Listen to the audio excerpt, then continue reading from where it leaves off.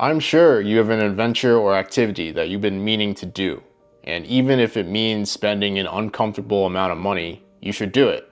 Here's why. Welcome to episode 25 of Profound Ramblings. When I was in Osaka, Japan earlier this year, I was wandering around Kuramon Market trying to find myself some fatty tuna sashimi, or utoro, and I sat down at this restaurant where I met this elderly couple from the UK. We started talking and they told me they were in Osaka for the annual sumo wrestling tournament. And I was like, how did you guys get into sumo wrestling?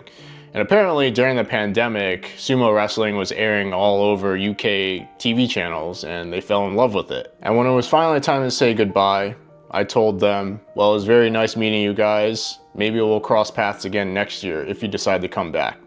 The man told his wife to go pay for the bill, and he kind of paused and waited for her to get out of talking range of us. He lowered his voice a little bit and kind of leaned over to me like he was gonna whisper something, and he said, I can't do these long plane rides anymore. This will probably be my last trip. I hope that doesn't end up being true for them. It's a beautiful thing to discover something you didn't know you were passionate about so much later in life, but it's also sad that you don't get as many moments to experience it as you want. There were times where I questioned myself during that trip.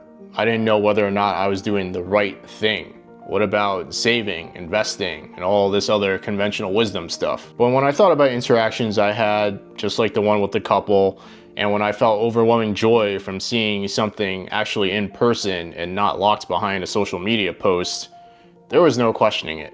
I knew I was doing the right thing for me at least. You only get to experience things for the first time only once. And the maximum enjoyment you get out of that experience only goes down as time passes. That's just fact and life.